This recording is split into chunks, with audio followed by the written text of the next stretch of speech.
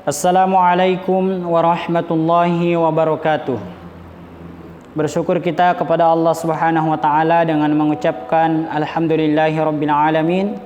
Bersalawat kita kepada Rasulullah dengan mengucapkan Allahumma salli ala sayyidina Muhammadin wa ala alihi wa ashabihi ajma'in. Perkenalkan, nama saya Jalaluddin, mahasiswa semester 5 jurusan Tarbiyah Pendidikan Agama Islam STI DDI Mangkoso Kabupaten Baru. Pada kesempatan ini saya akan mempresentasikan tugas daripada mata kuliah Manajemen Pengelolaan Kelas. Namun sebelum itu saya mengucapkan terima kasih yang tak terhingga kepada dosen pembimbing, dalam hal ini pemangku mata kuliah Manajemen Pengelolaan Kelas. Pada kesempatan ini saya akan menyampaikan dua hal. Yang pertama, bagaimana cara seorang pendidik mengelola kelas yang sarana dan prasarana sangat terbatas atau dalam hal ini belum sesuai dengan standar peraturan Menteri Pendidikan Nasional nomor 24 tahun 2007. Dan yang kedua, bagaimana cara seorang pendidik mengelola kelas yang di dalam kelas itu terdapat tingkatan kualitas atau tingkatan IQ peserta didik. Ada yang IQ tinggi dan ada yang IQ-nya rendah. Yang pertama, bagaimana cara seorang pendidik mengelola kelas yang sarana dan prasarana terbatas?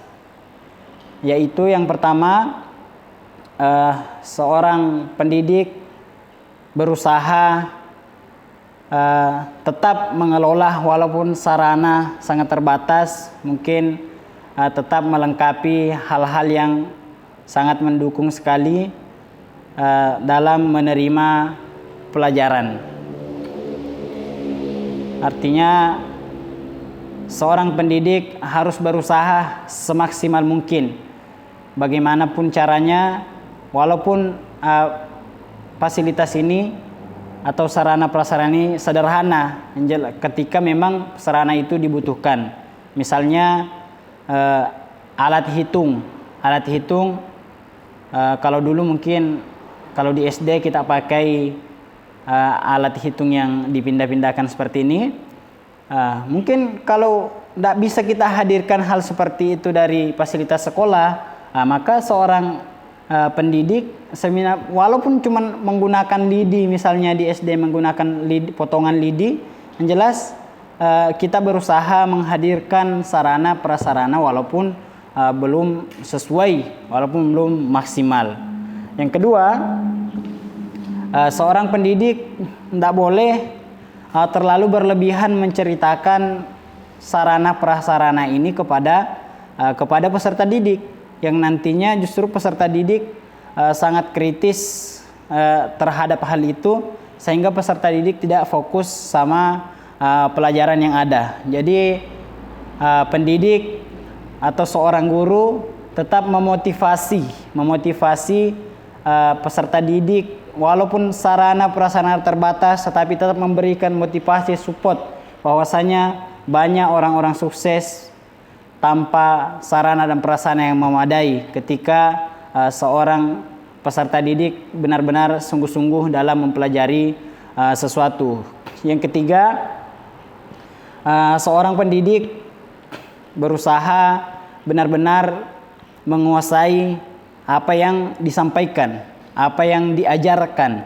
Karena kalau sudah prasarana dan prasarana terbatas, kalau mungkin di sekolah SMA tidak ada proyektor, tidak ada laptop, maka setidaknya seorang pendidik benar-benar menguasai materi tersebut, sehingga walaupun tanpa hadirnya prasarana ini, seorang pendidik bisa menyampaikan informasi ini kepada peserta didik. Karena proses pembelajaran itu adalah bagaimana seorang pendidik mentransfer pengetahuannya kepada peserta didik. Jadi benar-benar yang ketiga ini, seorang pendidik harus menguasai materi yang akan diajarkan di dalam kelas. Selanjutnya kita masuk di materi yang kedua, yaitu bagaimana seorang peserta didik bagaimana seorang pendidik menghadapi peserta didik atau menghadapi siswa di dalam kelas yang dia satu kelas tetapi memiliki tingkatan pemahaman yang berbeda. Kalau selama ini mungkin kita dengar siswa itu terbagi 3, ada yang IQ rendah, ada yang IQ sedang, dan ada yang IQ tinggi, high class.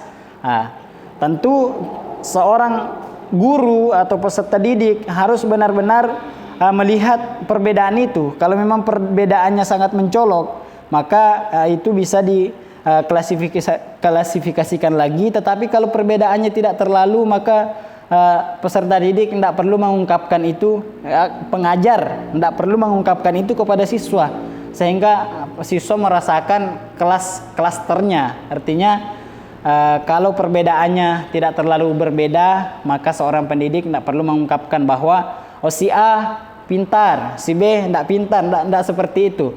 Tetapi yang terpenting adalah peserta didik mengapresiasi yang IQ-nya tinggi, dalam hal ini cepat memahami pelajaran, dan memberikan motivasi kepada peserta didik yang tidak cepat memahami pelajaran. Dalam artian sehingga peserta didik tidak merasa bahwa guru atau pendidik membanding-bandingkan kita. Maka seperti itu.